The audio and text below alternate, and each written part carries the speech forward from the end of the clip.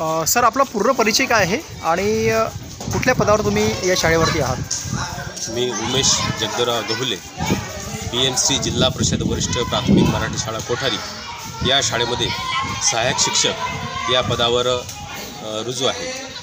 बरं, ही आदर्श एक शाळा जी मॉडेल शाळा जी बनवली आहे यामागचा उद्देश काय आणि हे वाशिम जिल्ह्यामधली पहिली शाळा साधारणतः आहे, या संदर्भामध्ये किती लोकांची टीम कार्यरत होती आणि काय नियोजन कसं होतं? आमची ही जी शाळा आहे कोठारीची, ही तालुक्यामधून एकमेव PMC शाळा म्हणून निवडली गेली।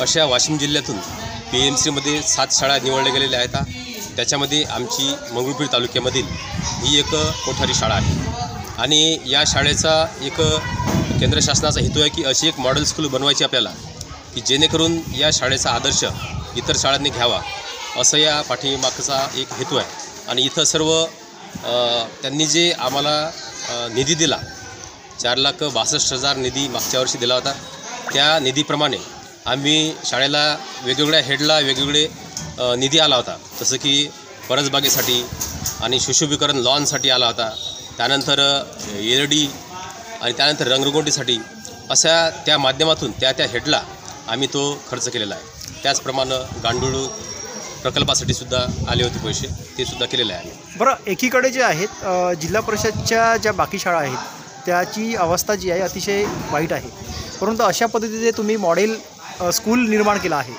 तुम्ही काय सांगाल याच्यामध्ये की शिक्षकांनी परिश्रम घेऊन अशा पद्धतीचं जर वातावरण निर्माण केलं तर याच्याकडे कल जी आहे ग्रामीण भागातल्या विद्यार्थ्यांचा किंवा शहरी भागातल्या विद्यार्थ्यांचा हे याच्याकडे राहू शकतं, या संदर्भात तुमचं काय मत आहे? नाही, माझं मत असं आहे की जेवढी शाळा सुंदर आपण बनवू तितका विद्यार्थी आपल्या शाळेकडे आकर्षित होईल। त्यासाठी शिक्षकांचं आणि गावकऱ्यांचं योगदान फार मोलाचं असते आणि या माध्यमातून ज्या गोष्टी आपण गावकऱ्यांना उपलब्ध करून देऊ त्यामुळं त्यांचा कल हा इंग्रजी शाळेकडे जाणार नाही आणि जे काही सुविधा आपण त्यांना तिथं मिळतात त्या सुविधा जर आपण ग्रामीण भागामध्ये पुरवल्या तर ते सुद्धा पालक आपल्या इथं येऊ शकतात। जसं की आमच्या कोठारी गावामध्ये बरेचसे ॲडमिशन बाहेर म्हणजे शहरातले ॲडमिशन गावामध्ये आले, आता हा त्याचा चांगला परिणाम दिसून आला। बरं, पटसंख्या किती आहे आणि या निमित्ताने तुम्ही काय सांगाल?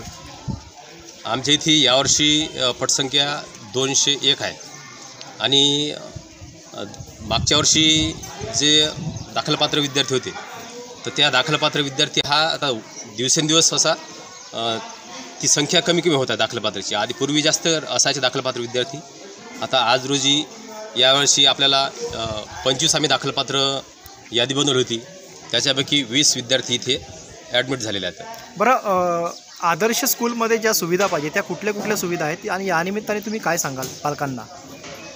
आदर्श शाळेसाठी ज्या सुविधा लागतात, जसं की परसबाग आहे, अध्यापन पद्धती, विद्यार्थ्यांना वेगवेगळे उपक्रमाच्या माध्यमातून शिकवणं, त्याचप्रमाणे त्यांना जे काही आपल्या ग्रामीण भागामध्ये विविध कौशल्यावर आधारित काही व्यवसाय असतात, काही वेगवेगळ्या थीमवर आधारित प्रत्येक विद्यार्थ्यांना त्याप्रमाणे त्यांना शिकवणं आणि ज्या गोष्टी आपल्याला सर्वांगीण विकास विद्यार्थ्यांचा कसा होईल त्यासाठी खेळ व क्रीडा यांचं आयोजन करणं, वेगवेगळे उपक्रम जसे आपल्या संस्कृतीमध्ये उत्सव आहेत त्या उत्सवाला धरून प्रत्येक उत्सव साजरा करणं, सण साजरा करणं आणि ह्या सर्व गोष्टी त्या विद्यार्थ्याचा सर्वांगीण विकास कसा होईल या दृष्टीनं आम्ही ह्या गोष्टी शाळेमध्ये घेत असतो आणि विद्यार्थ्यांना आणि त्यांच्या पालकांना ज्या सुविधा लागतात त्या सर्व आम्ही इथं उपलब्ध करून देतो।